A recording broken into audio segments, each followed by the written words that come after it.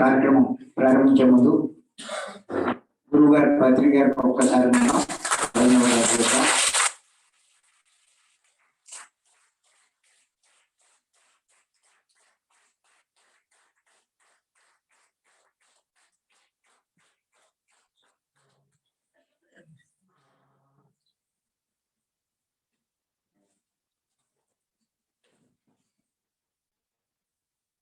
ఈ రోజు రెండో రోజు కొన్ని విషయాలు తెలుసుకున్నాం.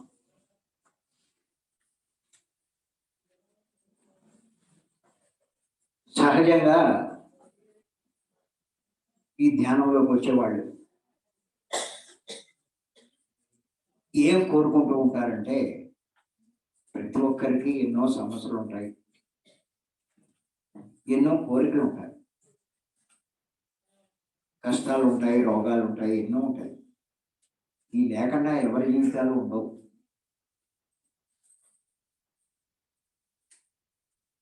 డబ్బు ఉండనివ్వండి, డబ్బు లేకపోనివ్వండి, గొప్పవాళ్ళు అవనివ్వండి, సామాన్యులు అవనివ్వండి, ఎవరికైనా అన్నీ ఉంటాయి, సహజం. కారణం ఏంటంటే ప్రతి ఒక్కరూ కర్మలు చేసి భూమి మీద వచ్చిన వాళ్ళే. ఎవరైతే కర్మలు చేసి భూమి మీదకి వస్తారో ఆ కర్మలు బయటపడినప్పుడు అవి అనుభవించాల్సిందే. ఇంచేత ఈ సమస్యలు అన్నవి, కష్టాలు అన్నవి, ఈ కోరికలు లేకుండా ఎవరికి ఉండదు. ఇంకా ఒకటి ఏంటంటే, చాలా మంది ఈ ధ్యాన మార్గంలోకి వచ్చిన వాళ్ళు ఆశపడతారు. ఏమని? ఈ ధ్యానంలోకి వస్తే నా కోరికలన్నీ తీరుతాయేమో అని, కష్టాలు పోతాయేమో అని. కానీ గుర్తుపెట్టుకోండి,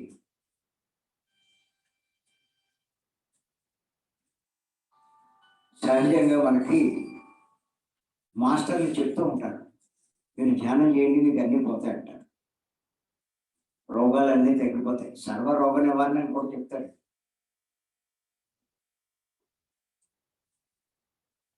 అలాగే కష్టాలు పోయి అన్ని భోగాలు వస్తాయంటారు. ధ్యానం సర్వభోగ కారిణి.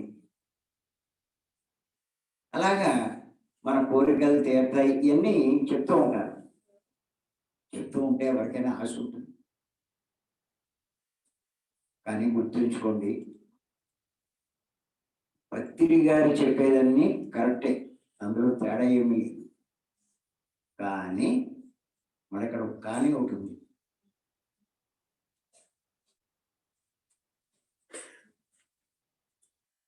మనం అనుకున్నవి ఏ స్థాయిలో ఎలా జరుగుతాయి, ఎలా తీరుతాయి అది తెలుసుకోవాలి. ఊరికే ఏదో పొద్దున్న కాసేపు 1 గంట, సాయంత్రం 1 గంట అలా కూర్చున్నంత మాత్రాన అనుకున్నవన్నీ మీరు పొందలేరు. ఇంకా అందులో సందేహం లేదు. దానికి చాలా తెలుసుకోవాలి. మరి ఎందుకు తీరవు? మరి తీరుతాయని చెప్తున్నారు కదా అని చెప్పి సందేహం రావచ్చు. తీరడం అన్నది కరెక్టే, కానీ మనం అనుకున్నంత సులువు మటుకు కాదు. ఇది గుర్తుపెట్టుకోండి. ఊరికి ఏదో కాసేపు కళ్ళు మూసుకుంటే అన్నీ వచ్చేస్తాయి అనుకోవడం. ఇప్పుడు ఏంటంటే ప్రతి సంస్థలోనూ అన్ని రకాల వాళ్ళు ఉంటారండి, అది సహజం. అది ఏ సంస్థ అయినా, ఏ ఆధ్యాత్మిక సంస్థ అయినా, ఏదైనా సరే అన్ని రకాల వాళ్ళు ఉంటారు. ఇప్పుడు క్రిస్టియానిటీలో అన్ని రకాల వాళ్ళు ఉన్నారు, ముస్లిమ్స్లో అన్ని రకాల వాళ్ళు ఉన్నారు, హిందువుల్లో అన్ని రకాల వాళ్ళు ఉన్నారు.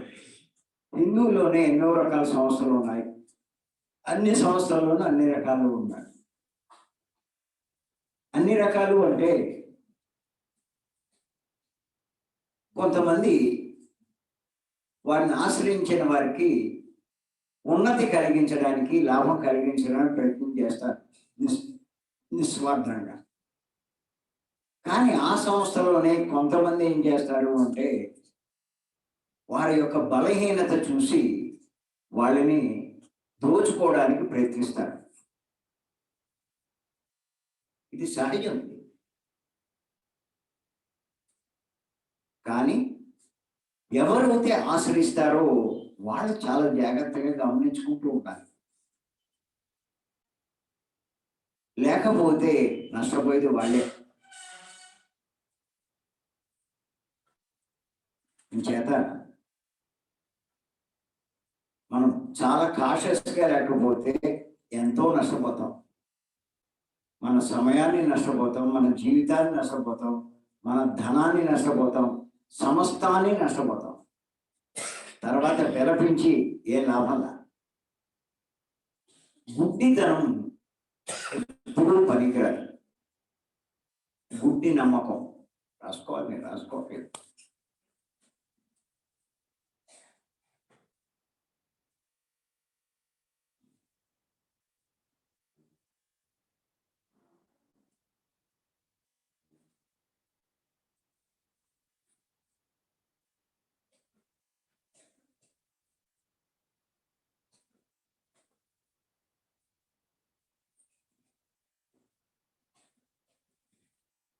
గుడ్డి అనుసరణ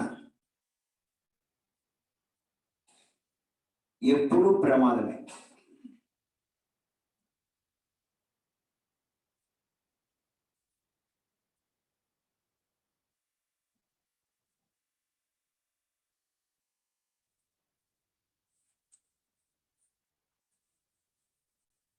సహజంగా లోకంలో ఏమిటంటే ఎవరు పెద్దలు పండితులు చెప్పారని చేస్తూ ఉంటారు.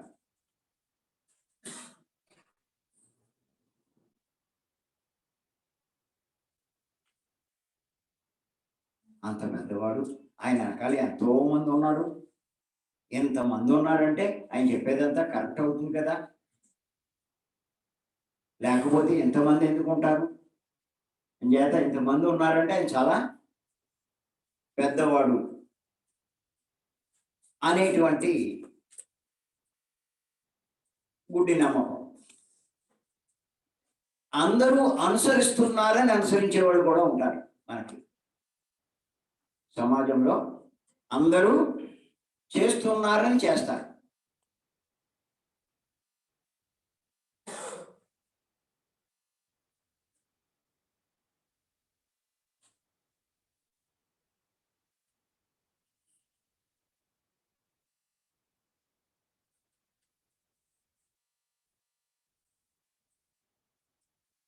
అలాగే ఇంకా కొంతమంది పూర్వం నుంచి తరతరాల నుంచి ఆచారంగా వస్తుందని చేస్తారు.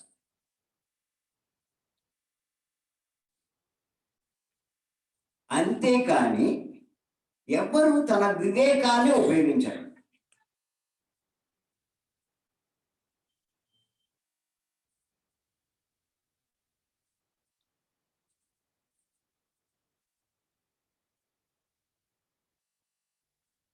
అంటే ఆలోచించరు.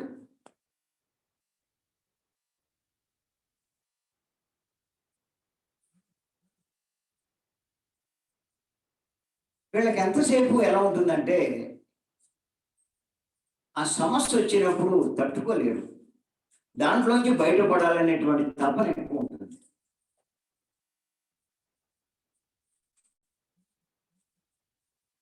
అలాగే ఎన్నో కోరికలు ఉంటాయి. ఎన్నాళ్ళించో తీరవు. అప్పుడు అవతల వాడు ఏదో చెప్తాడు, ఎంతసేపు అమ్మాది ఇట్టే అంటాడు. ఎంత ఆశ కలుగుతుంది చెప్పండి. మీకు డబ్బుతో ఇబ్బంది పడుతున్నారు. అలా ఇబ్బంది పడే కుటుంబాలు చాలా ఉన్నాయి. వాళ్ళని వీళ్ళని చూస్తారు. వాళ్ళ పని బాగుంది, డబ్బు ఉన్న వాళ్ళ పని, మనకి డబ్బు లేదు, మనం ఎలా ఉన్నాం, మనకు కూడా డబ్బు వస్తే బాగుంటుందని రాత్రి పాలు కష్టపడుతూ ఎన్నో చేస్తుంటారు. అటువంటి వాళ్ళకి ఎవడో సింపుల్గా చెప్తాడు, ఏమీ లేదమ్మా, మీరు ఊరికే మెడిటేషన్ చేయండి, డబ్బు దానంతటదే వచ్చేస్తుంది అంటే కొంచెం లాగుతుంది అంటారా, లాగదంటారా? కొంచెం లాగుతుందా, బాగా లాగుతుందా?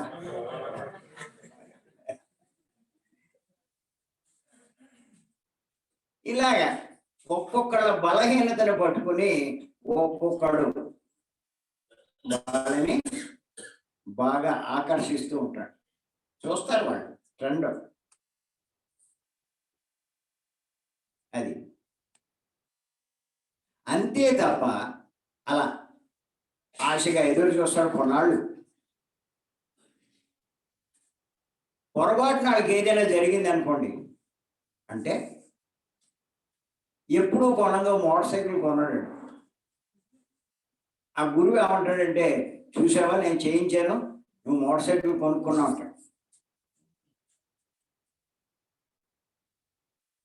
అంతేకాదు, ఈ ఎగ్జాంపుల్ అందరికీ చూపిస్తాడు, మొత్తం అందరికీ. మోటార్ సైకిల్ కొన్నది ఒకడు, అక్కడ అందులో ధ్యానం చేసింది 300 మంది ఉంటారు. 300 మందిలో వాడు కొనుక్కుంటే ఈడేం చేస్తాడు, చూసావా ఆడు కొన్నాడు అంటాడు. లేకపోతే ఏదో చిన్న లాభం వస్తుంది ఆడికి, ఆడే చూపిస్తూ ఉంటాడు. లేదంటే ఏం చేస్తాడంటే ఆ సందేశాలన్నీ వీడియో తీస్తారు, వీడియో తీసి ఆ గ్రూపుల్లో పెడుతూ ఉంటారు. వినండి, వాడు ఈ ధ్యానం చేస్తే వాడు అది కొనుక్కున్నాడు, వీడికి అది వచ్చింది అంటూ ఇవన్నీ పెడుతూ ఉంటారు. వీళ్ళు ఏమనుకుంటారు, మనకు కూడా వస్తుందేమో చేస్తే అని చెప్పి పరుగులు మళ్ళీ ఎక్కడికి వెళ్తారు, ఆ మాస్టర్ దగ్గరికి వెళ్తారు, జ్ఞానం దగ్గరికి వెళ్ళరు.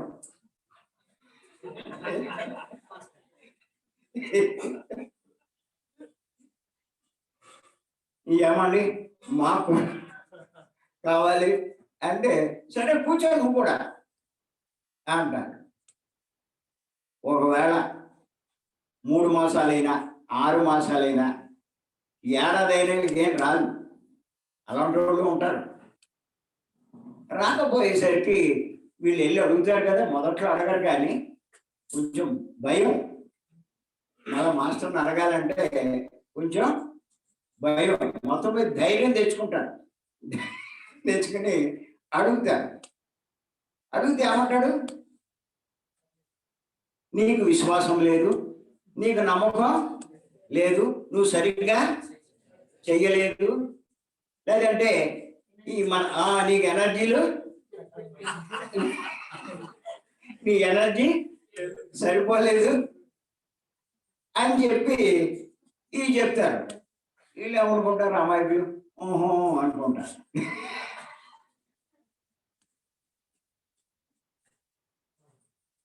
మరి మా ఎనర్జీ పెంచుకోవాలంటే ఏం చేయాలంటే మళ్ళీ అక్కడ కొంత దోచుకుంటాడు. నువ్వు ఏం చేయాలని అన్నావా అయిపోయినట్టే. ఇది ఇలాగా జరుగుతూ ఉంటారు. ఇది సహజం, అది ప్రతి సంస్థలోనూ ఇలా ఉంటారు.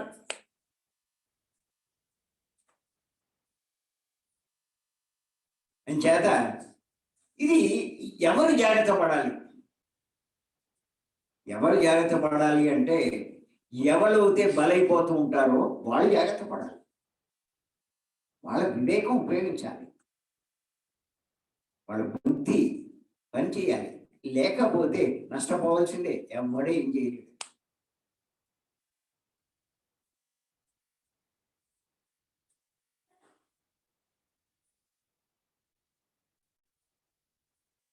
మన సొసైటీలో చాలా మూఢత్వాలు ఉన్నాయి, లేకుండా ఏమి లేవు, అన్ని చోట్ల ఉన్నాయి. ఒక ఏరియాలో మనం ఉన్నప్పుడు అక్కడ మూఢత్వం మనకి తెలుస్తుంది, ఇంకో చోటకి వెళ్తే అక్కడ తెలుస్తుంది. మేము అన్ని చోట్లకి తిరుగుతాం కాబట్టి మాకు అన్ని చోట్ల ఉన్న మూఢత్వం మాకు తెలుస్తుంది.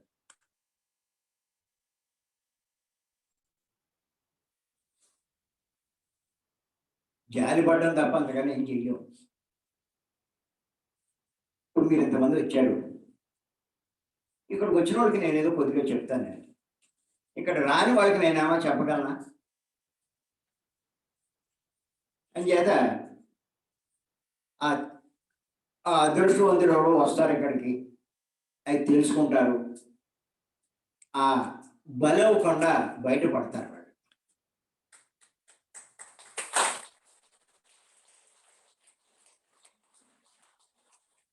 కానీ అది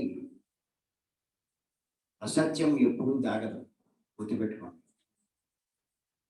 సృష్టిలో సృష్టికర్త ఉన్నాడు, నడిపించేవాడు. ఆయన చూస్తూ ఊరుకోడు. ఒకళ్ళని ఒకళ్ళు దోచుకుంటే ఆయన అంత అలా చూస్తూ ఊరుకోడు. ప్రతి దానికి పరిమితి ఉంటుంది. ఎవడు ఏది చేసినా పరిమితి. పరిమితి అంటే హద్దు, ఒక లిమిట్. ఆయన ఒక లిమిట్ వరకు చూస్తాడు. ఆ లిమిట్ దాటిపోతే ఓ దెబ్బ వేస్తాడు. ఎటువంటి వాడైనా సరే వెళ్ళిపోవలసిందే. అది వాడికి తెలియదు. అంతా నా గొప్పతనం అనుకుంటాడు, నా మాటల చాతుర్యం అనుకుంటాడు, ఇవన్నీ అనుకుంటాడు. కానీ దీనికి పరిమితి ఉంటుంది. అక్కడ వరకే ఆ ఆటలు సాగుతాయి, తర్వాత సాగవు అన్న సంగతి వాడికి తెలియదు. కానీ ఇది సృష్టిలో మీరు పురాణాల కాలం నుంచి తీసుకోండి, చూస్తూనే ఉన్నాం.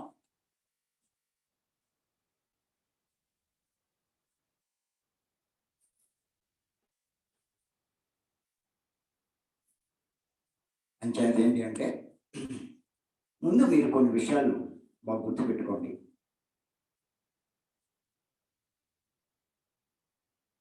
ఇప్పుడు చెప్పండి, మనమంతా ఎక్కడున్నాం?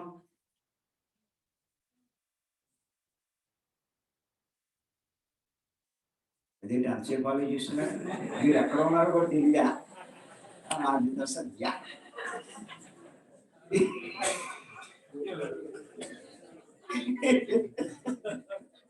ఇదే తెలియకపోతే ఇంకేం తెలుస్తుంది మీకు?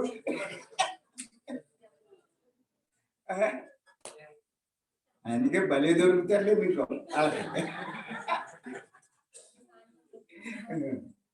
ఎక్కడున్నారు? శ్రావణ్ గార్డెన్లో ఉన్నారా?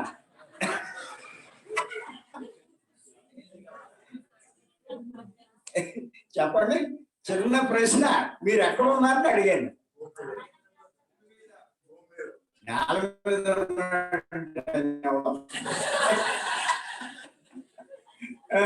ఇంకా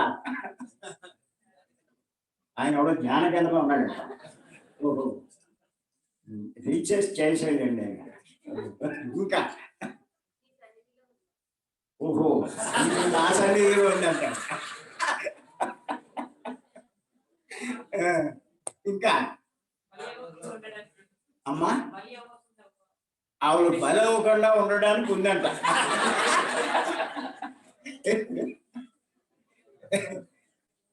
ఇంకా చూద్దాం ఎన్ని అభిప్రాయాలు.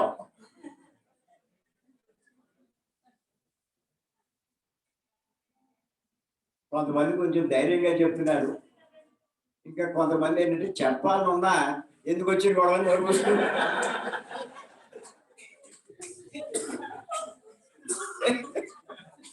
మళ్ళీ మనం ఏం చెప్తా ఏమంటాడో.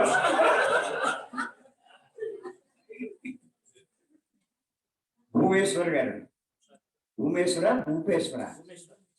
భూమేశ్వర్ గారు ఎక్కడున్నాం సార్? ఆయన తెలియదు.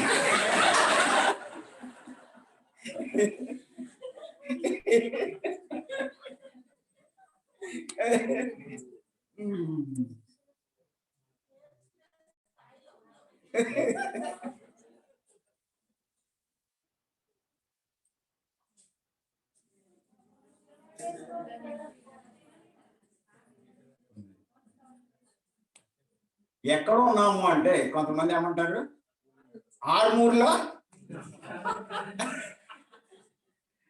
ఆర్మూర్లో లేరా? ఉన్నారా? సరే. తెలంగాణలో లేరా?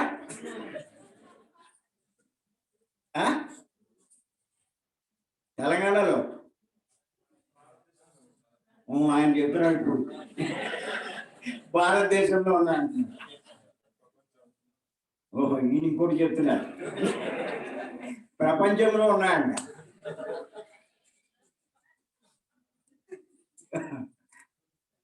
సరే, గుర్తుపెట్టుకోండి, మనము ఈ సృష్టిలో ఉన్నాం. ముందు తెలుసుకోండి.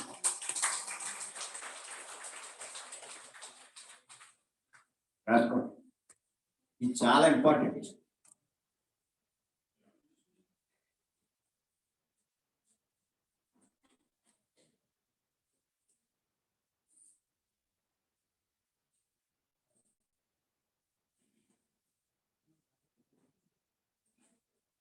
మనమంతా ఎక్కడున్నాం?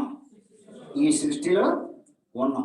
సరే, కొంచెం ఆలోచించండి, అసలు ఈ సృష్టి ఎలా వచ్చింది?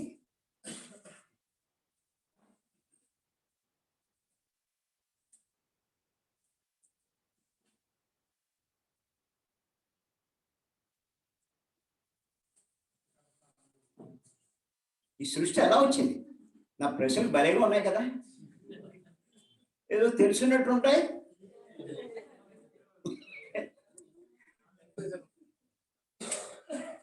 ఏదైనా ఎలా వస్తుందండి? ఇప్పుడు ఈ సోఫా ఇది ఎలా వచ్చింది?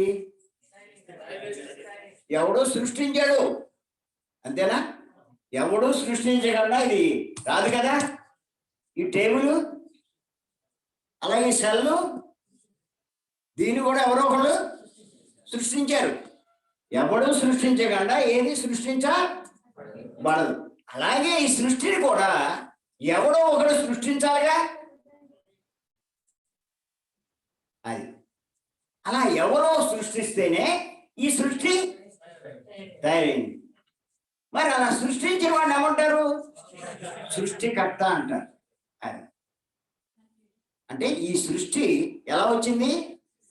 సృష్టికర్త సృష్టిస్తే వచ్చింది. అంటే సృష్టికర్త కూడా ఉన్నాడు. మనం ఈ సృష్టిలో ఉన్నాము. రెండో పాయింట్, ఈ సృష్టిని సృష్టి చేసిన సృష్టికర్త కూడా ఉన్నాడు. సెకండ్ పాయింట్,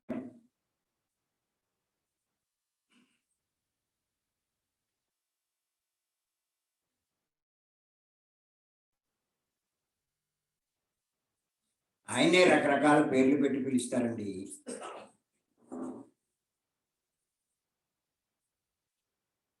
ముస్లింలు ఏమని పిలుస్తారు? ఆయన్ని అల్లా అంటారు.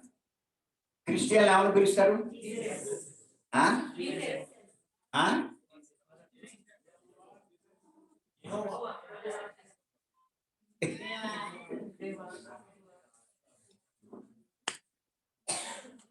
అది కూడా తెలీదా? యేసు ప్రభువా ఈ సృష్టిని సృష్టి చేసింది. క్రిస్టియన్లు ఎవరు పిలుస్తారు ఆయన్ని?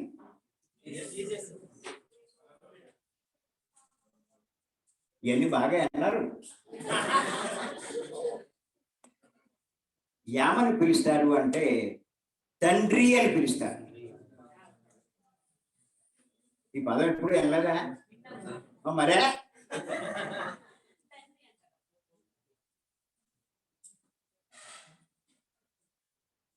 జీసస్ అన్నాడు, ఆయన సిలువేసేటప్పుడు ఏమన్నాడంటే ఆ తండ్రిని ప్రార్థించాడు. ఆయన తండ్రి, అందరూ ఆయనే గొప్ప అనుకుంటారు. ఆయన కంటే గొప్పవాడు ఇంకొకటి ఉన్నాడన్న సంగతి ఈ క్రిస్టియన్లు ఎవరికి తెలియదు. ఏమన్నాడు?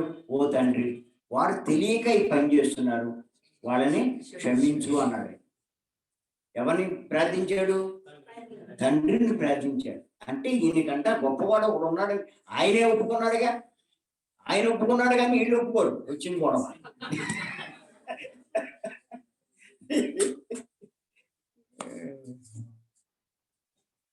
హిందువులు ఏమంటారు?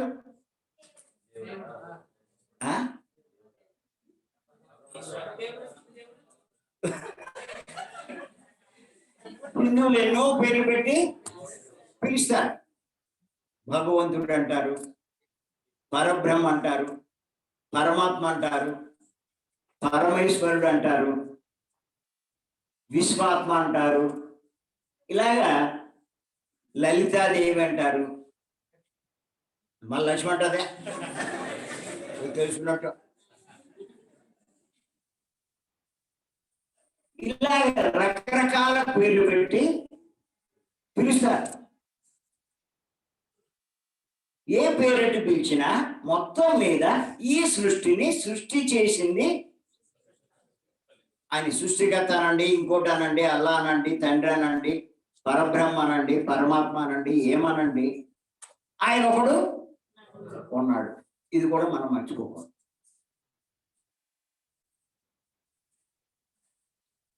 ఈ సృష్టిలో ఉన్నామన్న సంగతి, ఈ పాయింట్ ఒకటి మర్చిపోకూడదు. సృష్టిని సృష్టి చేసిన సృష్టికర్త ఉన్నాడన్న సంగతి కూడా మర్చిపోకూడదు.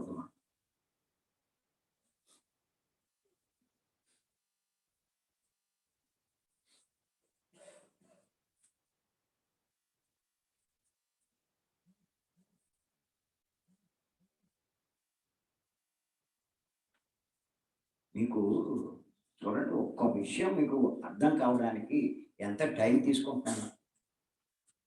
మీకు ఒకటి అర్థం కాకపోతే ఏది అర్థం కాదండి. నేను చెప్పింది కూడా అర్థం కాదు. 10 పాయింట్లు చెప్పడం కాదు, చెప్పిన ఒకటి మీకు అర్థమయ్యేటట్టుగా చెప్పగలిగితే ఖచ్చితంగా ఆ లాభం చాలు మీకు.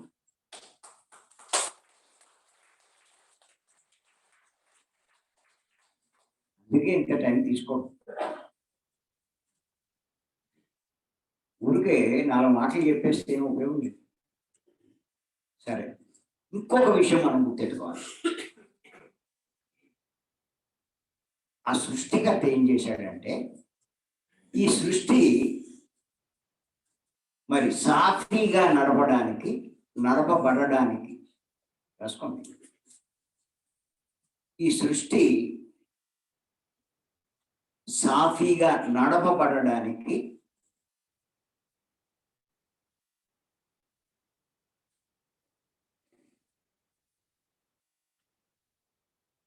కొన్ని నియమాలు,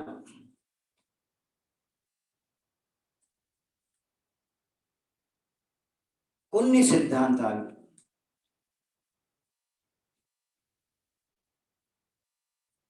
ఏర్పాటు చేశాడు.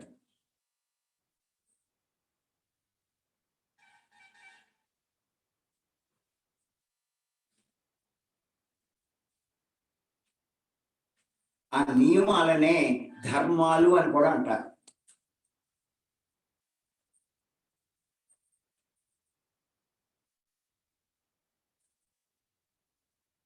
ఈ పేరు అన్నారా ఎప్పుడైనా, ధర్మాలు అనే పేరు?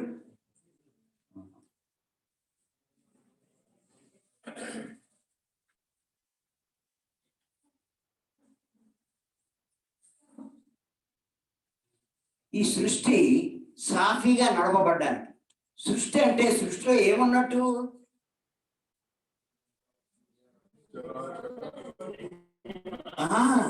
84 లక్షల రకాల జీవులు, జీవరాశులు ఉన్నాయి, అంతే కదండి. అందులో ఈ మానవ జాతి ఒకటి.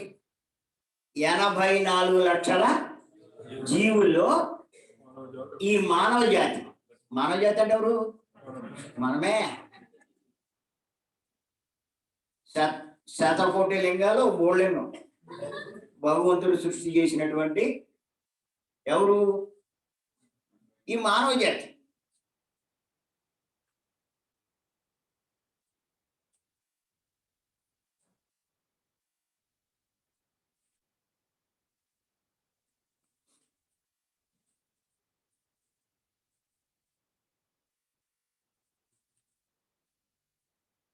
వీళ్ళంతా సాఫీగా జీవించడానికి, సృష్టి సాఫీగా నడవబడ్డానికి ఆయన ఏం చేశాడు? కొన్ని నియమాలు, కొన్ని సిద్ధాంతాలు ఏర్పాటు చేశాడు. వాటికి అనుగుణంగానే ఈ సృష్టి నడవబడుతుంది.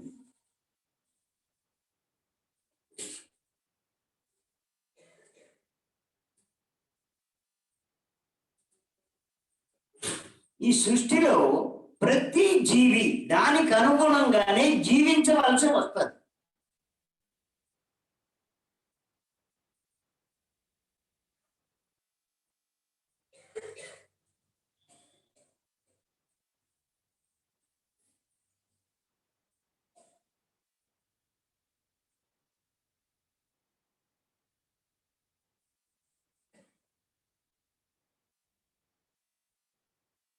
చేత ఒక్కటి మళ్ళీ ఒక్కసారి రివ్యూ చేసుకోండి, మీరు గుర్తుపెట్టుకోండి, చాలా ఇంపార్టెంట్ కాబట్టి నేను మళ్ళా చెప్పాను. ఇది ఎవ్వడు పట్టించుకోవట్లేదు. ఈ సృష్టిలో ఉన్నాము. 2, ఈ సృష్టిని సృష్టి చేసిన సృష్టికర్త ఉన్నాడు.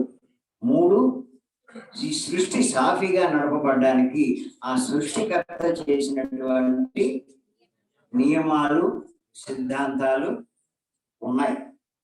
ఈ మర్చిపోకూడదు, ఎప్పుడు కూడా ఎప్పుడు గుర్తులో ఉండాలి.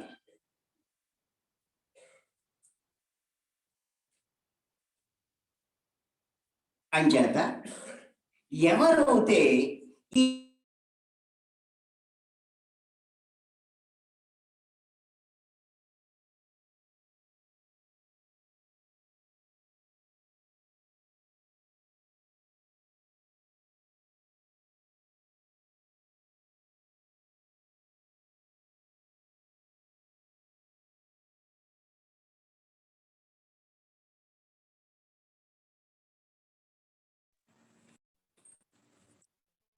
ఆ సిద్ధాంతాలను లెక్క చేయరు,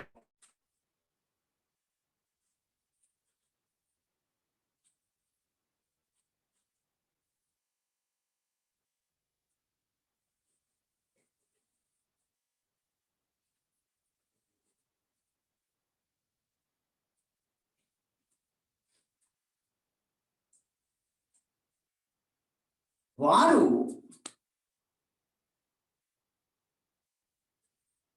ఆ సృష్టికర్త నియమాల అనుసారం శిక్షింపబడతారు.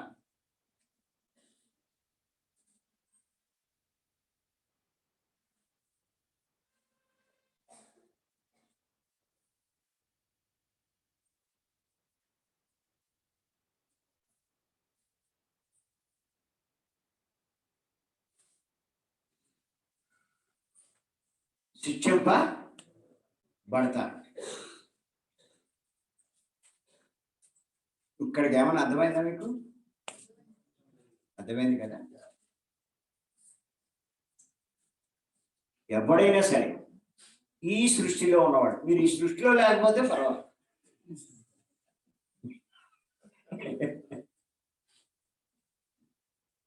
ఏమండి, మీరు తెలంగాణలో ఉంటే మటుకు కేసీఆర్ రూల్స్ మీరు పాటించాలి, అవునా? తెలంగాణలో లేకపోతే కేసీఆర్ మీరు లెక్క చేయవలసిన పని లేదు. ఆంధ్రాలో ఉంటే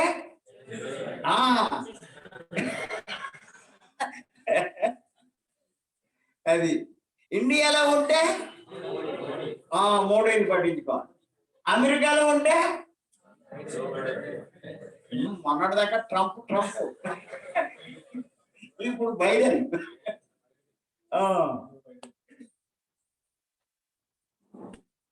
అక్కడ లేకపోతే పర్వాలేదు, కానీ అక్కడ ఉంటే తప్పదు.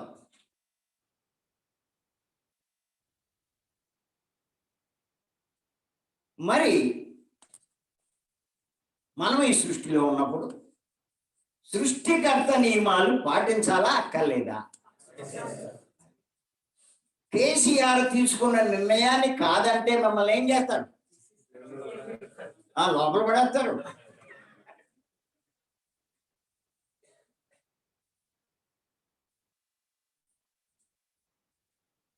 నా ఇష్టం. నేను లైసెన్స్ లేకుండా డ్రైవింగ్ చేస్తానంటే ఊరుకుంటారా?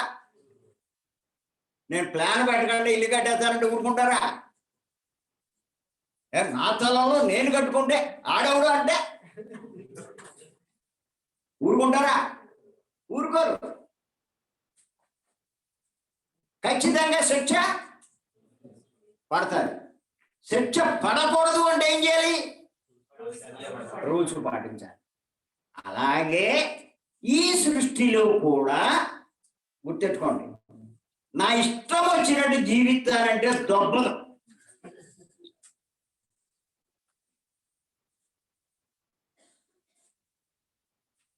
రాసుకోండి పెద్ద పెద్ద అక్షరాలు.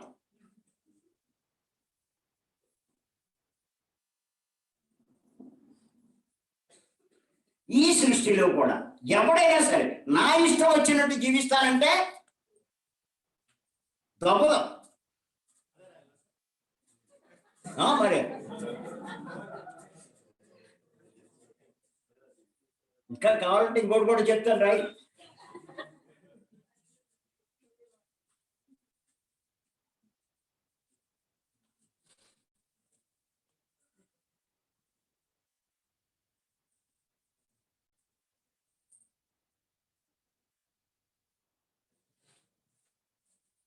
నా ఇష్టము అంటే ఏమవుతుంది చెప్పండి? తెలంగాణలో నా ఇష్టం అంటే ఏమవుతుంది? లోపల పడేస్తారు, అంతేనా?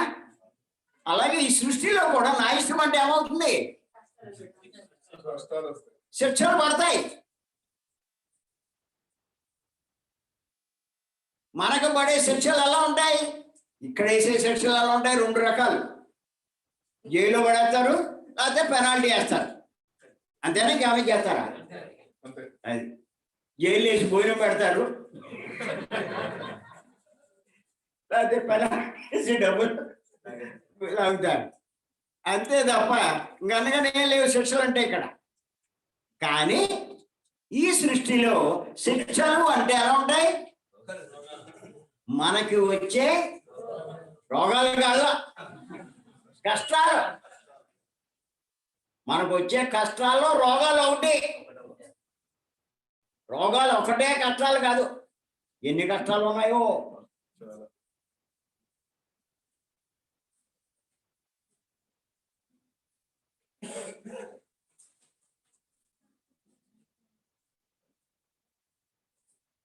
ఇప్పుడు మీరు చాలా మంది చెప్తూ ఉంటారు, నాకు అన్ని కష్టాలేనండి అంటారు. అనేవాళ్ళు ఉన్నారా లేరా? ఉన్నారు. ఒక్కొక్కడికి ఒక్కో రకం కష్టం. వాడు కుటుంబపరమైన కష్టం, వాడు పిల్లలతో కష్టం, వాడు మొగుడితో కష్టం. ముందు ఇక్కడే ఉంటుంది, మొదలవుతుంది కష్టాలు.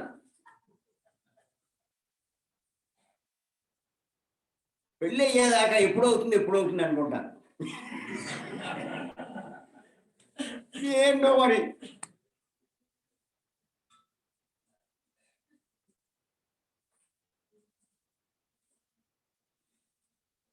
మీరు చూడండి, మంచి యవ్వనంలో ఉన్నప్పుడు, అంటే స్టూడెంట్స్ ఇంజనీరింగ్ కాలేజీలో చేరినా, మెడికల్ కాలేజీలో చేరినా, పోస్ట్ గ్రాడ్యుయేషన్ చదివేటప్పుడు ఆ స్టూడెంట్స్, ఆ అమ్మాయిలు అబ్బాయిలు ఎలా ఉంటారంటే అసలు తల్లిదండ్రులు లెక్క పెట్టరు. తల్లిదండ్రులు మాట అంటారండి, అస్సలు అంటారు. వాళ్ళు ఈ సినిమాలు ఇవన్నీ చూస్తారు. ఇప్పుడు మనకి చేతిలోకి వచ్చేసింది. ఇప్పుడు ఎలా ఉందంటే ఇదంతా కూడా ఈ నెట్ గిట్టు వచ్చేసాక గదిలో కూర్చుని శుభ్రంగా అన్ని చూస్తారు, అసలు నచ్చినాయి. వీళ్ళు ఏమనుకుంటారు, సీరియస్ గా మన వాళ్ళు చదివేస్తున్నారు అనుకుంటారు. మొబైల్ చదువు.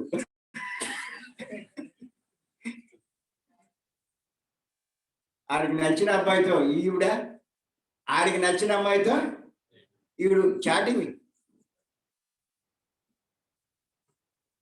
వీళ్ళు ఏమనుకుంటారు, అబ్బో ఇవన్నీ ఇప్పుడు ఆన్లైన్లో క్లాసులు చెప్తున్నారు, క్లాసులన్నీ నేర్పుతున్నారు, ఈ క్లాసులు. ఆ సినిమాలో ఇవి చూస్తే ఎలా ఉంటుందంటే అక్కడ ఆ హీరో ఏం చేస్తూ ఉంటాడంటే ఈ హీరోయిన్ ఎత్తుకుని పార్కులో తిప్పుతూ ఉంటాడు, ఇలా రెండు చేతులతో ఎత్తుకుని తిప్పుతూ ఉంటే దీనికి ఏమనిపిస్తుంది అంటే నేను కూడా పెళ్లి చేసుకుంటే మా ఆయన కూడా నన్ను ఇలా తిప్పేస్తాడు అని అనుకుంటారు. అనుకుని ఎప్పుడు పెళ్లి చేసుకుందామా ఎప్పుడు అని ఊళ్ళు ఊరుతూ ఉంటారు. ఈడేమనుకుంటాడంటే ఆ పెళ్ళం వస్తే స్వర్గం చూపించేస్తుంది కదా అని ఈడు అనుకుంటాడు. ఎప్పుడు పెళ్ళం అవుతుందా ఎప్పుడు పెళ్ళం అవుతుందా అని ఎదురు చూస్తూ ఉంటారు. ఈ లోపల తల్లిదండ్రులు లేట్ చేశారనుకోండి, తల్లిదండ్రులు కొంత జబ్బు ఏంటంటే అబ్బాయి మా అబ్బాయి ఇంకా పెద్దోడు కాలా, మా అమ్మాయి ఇంకా అప్పుడే పెళ్ళా అంటారు. 4 సార్లు వింటారు వీళ్ళు. ఇంకేదో మరి లాభం లేదని చెప్పి ఏం చేస్తారు వాళ్ళే.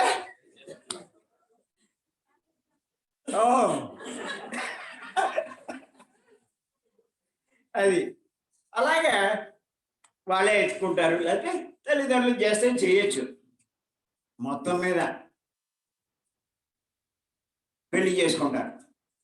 పెళ్లి చేసుకున్నాక తెలుస్తుంది మొగుడు ఇలా పైకి ఎత్తేసి అలా తిప్పుతాడు ఎందుకన్నా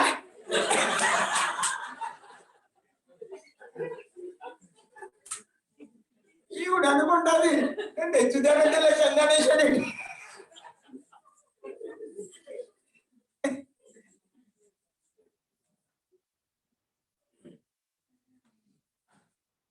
ఎలా ఉంటాను అని చెప్తాను. ఇవన్నీ కూడా ఆషామాషి ఏం కాదు జీవితం అంటే. ఖచ్చితంగా గుర్తుపెట్టుకోండి.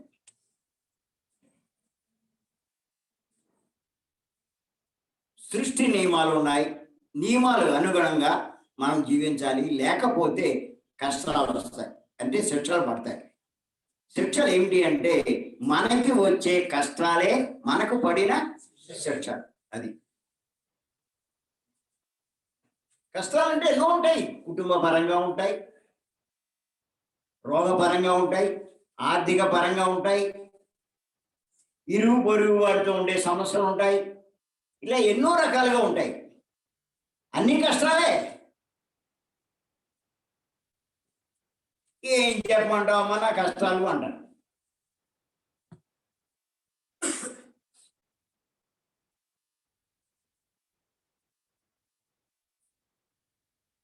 అంచేత గుర్తుపెట్టుకోండి, మీకెవరికైనా కష్టాలు వచ్చినాయి అనుకోండి, ఏమనుకోవాలి చెప్పండి. సహజంగా ఏం చేస్తారు, కష్టాలు వస్తే ఎలా బయటపడదామని చూస్తారు. అది వాళ్ళకి అర్థం కాదు కదా. అప్పుడు ఎవడు దొరుకుతాడు? ఈ పిరమిడ్ సొసైటీలో ఉంటే మాస్టర్ అవడు. అదే హిందూ మతంలో ఉంటే పూజారి దగ్గరికి వెళ్తారు, క్రిస్టియన్ మతంలో అయితే ఫాదర్ దగ్గరికి వెళ్తారు, ముస్లిమ్స్ అయితే మౌలవి దగ్గరికి వెళ్తారు, లేకపోతే దొంగ బాబాలు, దొంగ స్వామీయులు, దొంగ గురువులు అబ్బో కోపాలలో ఉన్నారు. అందులో మన తెలంగాణలో చాలా మంది ఉన్నారు. అది వెళ్తారు, ఏం చేస్తారు వీళ్ళకి తెలీదు, ఎందుకు వచ్చిందో తెలీదు, ఈ బాధ పడలేకపోతున్నాడు, ఇందులోంచి బయటపడిపోతే బాగుంటుంది, భరించలేకపోతున్నాడు, ఏం చేస్తాడు, ఎవడైనా దారి చూపిస్తాడని చెప్పి చూస్తూ ఉంటాడు. అంతేకాని అరే నాకు ఎందుకు వచ్చిందన్న ఆలోచన ఎవడు చేయడు. ఎవడు తెలివైన వాడు అంటే ఎలా బయటపడదామని చూసేవాడు కాదు, అసలు ఈ కష్టం నా జీవితంలో ఇప్పుడు ఎందుకు వచ్చిందని ఆలోచించేవాడే తెలివైనవాడు.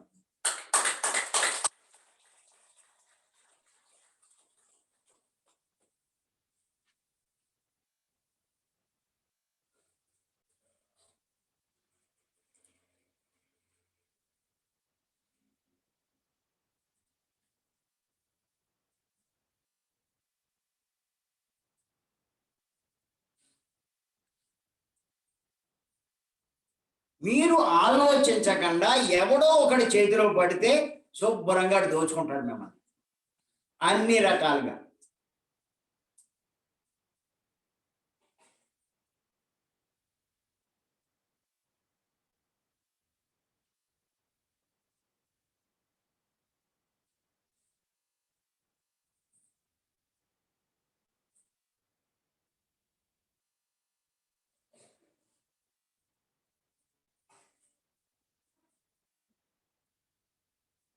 ఆలోచించిన వాడికి అర్థమవుతుంది. ఏమర్థమవుతుంది?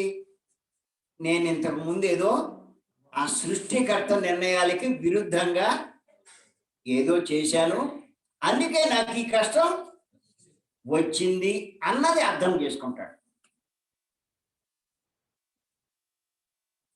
అర్థం చేసుకోవడమే కాదు, గుర్తెట్టుకోండి, సృష్టికర్త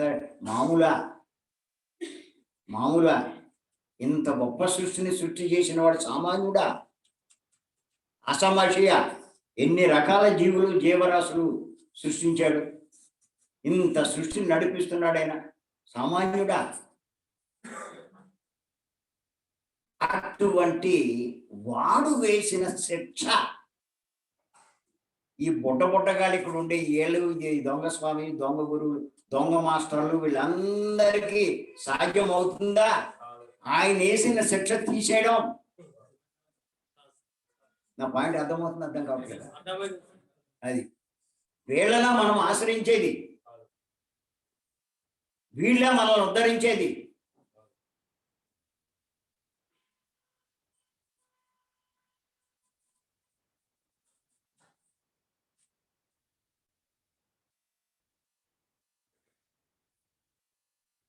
అలాంటి దాంట్లోంచి మనం బయటపడాలి అంటే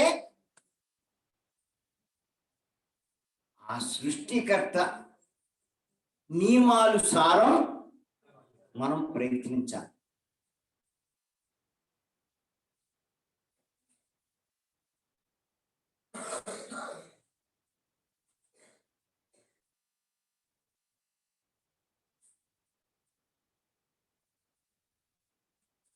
అప్పుడు ఆ కష్టంలోంచి మనం బయటపడగలం.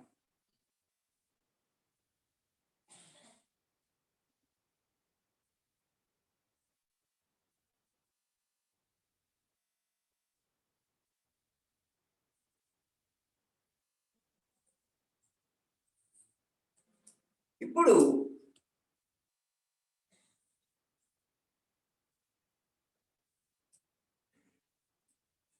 అటువంటి నియమాలు మనం తెలుసుకోవాలి, బయటపడాలి అంటే మన పత్రి గారి లాంటి వాడిని మనం పట్టుకోవాలి. అంత గొప్ప బ్రహ్మాండిని మనం పట్టుకోవాలి.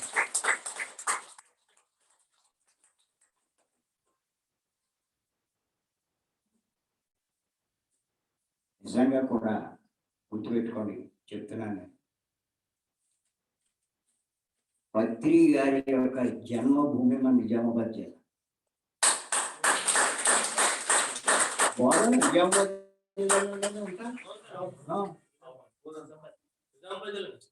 శ్రీకృష్ణుడి జన్మస్థలం ఏది? ద్వారకా. అది ఎంత పవిత్రమైన ప్రదేశం! ఈ నిజామాబాద్ జిల్లా అంత పవిత్రమైన ప్రదేశం అన్నది ఇప్పుడు తెలియదు.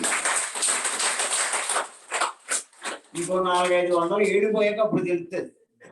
ఇప్పుడు ఉన్నవాళ్ళకి తెలియదు. షిరిడి బాబా చాలా గొప్పవాడని అప్పుడు తెలియదు, పిచ్చోడు అనుకుంటారు.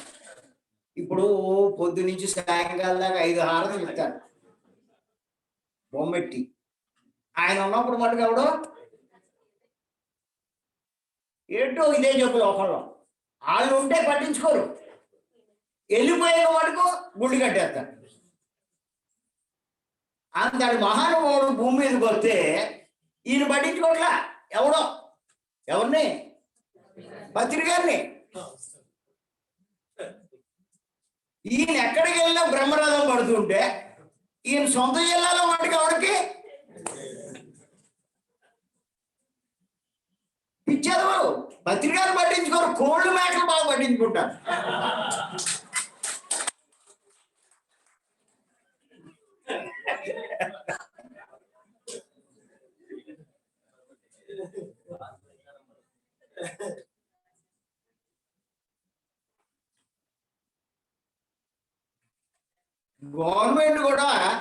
బలహీన చూసే మేకలు పంచిపెడుతుంది.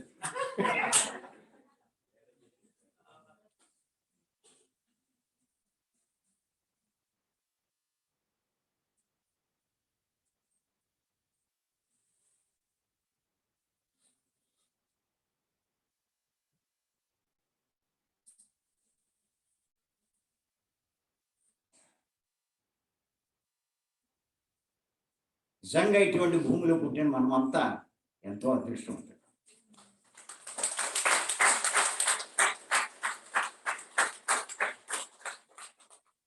ఇవాళ కాకపోయినా ఎప్పుడప్పుడు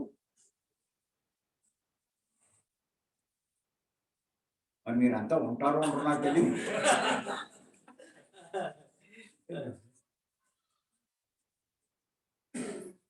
ఈ భూమి యొక్క గొప్పతనం తెలుసుకుంటారు. లేకపోతే అంత మహానుభావుడు ఈ భూమినే ఎందుకు ఎంచుకున్నాడు? ఇంకెక్కడో పుట్టొచ్చుగా. ఏదో ప్రత్యేకత ఉంది. అంత ప్రత్యేకమైన ప్రదేశంలో జన్మించాం మనం. అంత గొప్ప జ్ఞాని జన్మ తీసుకున్నాడు. మరి మనం కొద్దిపాటి జ్ఞానమైనా సంపాదించుకోవాలక్కర్లేదా?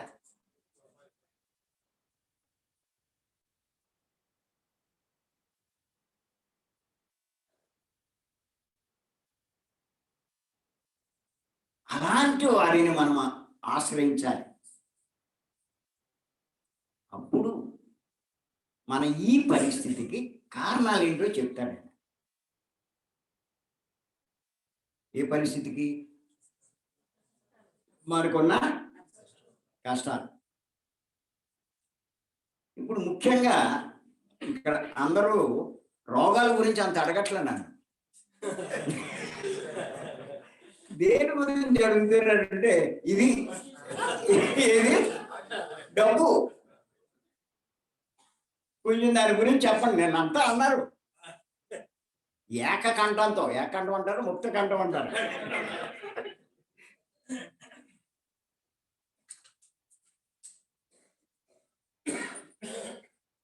మరి అందరికీ దాని మీద ఆశ ఉన్నప్పుడు మరి దాన్ని క్యాచ్ చేసిన వాళ్ళు కూడా పుడతారా పుట్టరా? ఉంటారు. మన సంస్థలోనూ ఉన్నారు. ఈ ధ్యానాన్ని దానికి లింకెట్టేస్తారు.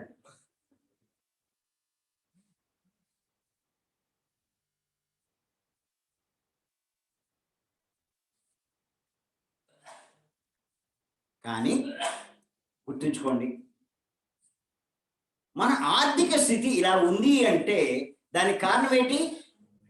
ఒకటి ఆర్థిక స్థితి బాగుంది, ఒకటి ఆర్థిక స్థితి బాగోలేదు. ఈ సృష్టిలో సృష్టికర్త నడుపుతున్నాడు, అంతే కదా? మరి అటువంటిప్పుడు ఒకటి ఆర్థిక స్థితి బాగుంది, ఒకటి ఆర్థిక స్థితి బాగోలేదు. ఎందుకు బాగోలేదు అంటే ఏదో కారణం ఉంటుంది. అది తెలుసుకునే ప్రయత్నం చేయాలి. వాడి ఆర్థిక స్థితి బాగుంది, నా ఆర్థిక స్థితి బాగోలేదు. కొంతమంది సామాన్యంగా ఉంది, కొంతమంది సామాన్యం కంటే మెరుగ్గా ఉంది, ఇంకా కొంతమంది చాలా బాగుంది, ఇంకా గొప్ప స్థితిలో కూడా ఉన్నవాళ్ళు ఉన్నారు. ఎందుకు ఉన్నారు ఇన్ని రకాలుగా అంటే దానికి కారణం ఉంటుంది. అది మనం తెలుసుకోవాలి. ఇప్పుడు ఈ సమస్యని అధిగమించాలి అంటే, ఏ సమస్యని? ఆర్థిక లేమి, ఇప్పుడు ఆర్థిక ఇబ్బందులు అధిగమించాలి అంటే, ఆర్థికంగా మనం పుష్టిగా తయారు కావాలి అంటే ఆ కారణం తెలుసుకోవాలి. అది తెలుసుకోకుండా మీరు ఎన్ని చేసినా, ఎంతమందిని ఆశ్రయించినా ఏమీ ప్రయోజనం లేదు.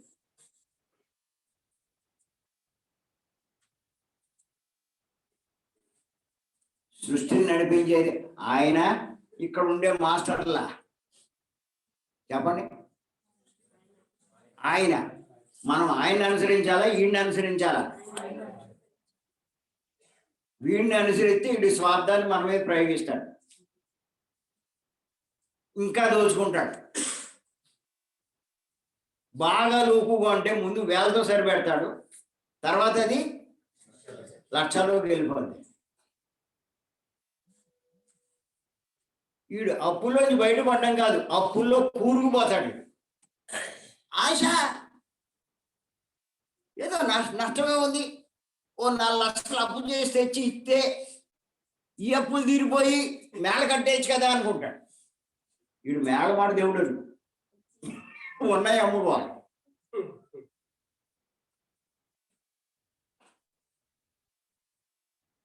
అని చేత ఏంటంటే ఫస్ట్ మనం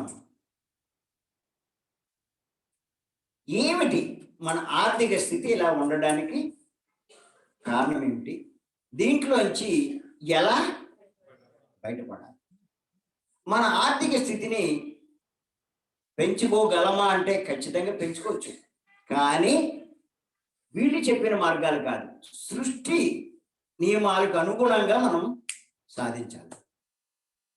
సృష్టి విరుద్ధంగా లాభం లేదు, ఏ ఒకటి స్వార్థంతో లాభం లేదు. ఒక్క సృష్టి నియమాల అనుగుణంగా మనం కృషి చేస్తే సాధించవచ్చు.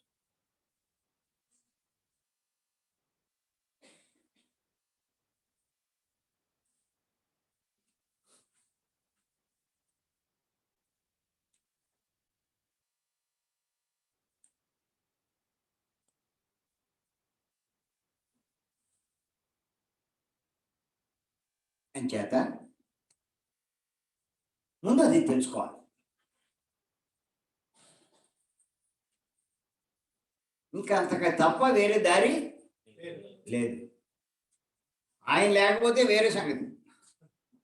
ఉన్నాడంటారా లేడంటాడా? నడిపించేవాడు.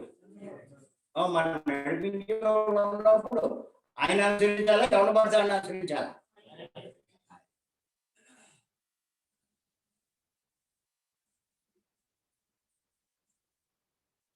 చేత ఆ విషయం తెలుసుకుందాం.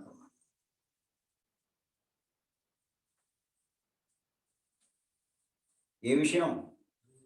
ధనవంతులు అయ్యే మాట.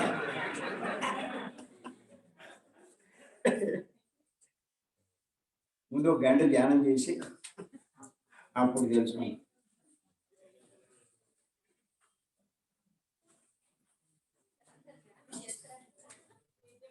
ఆడమంటారు ఇప్పుడు ధ్యానం చేస్తారా లేకపోతే సారే చెప్తారా?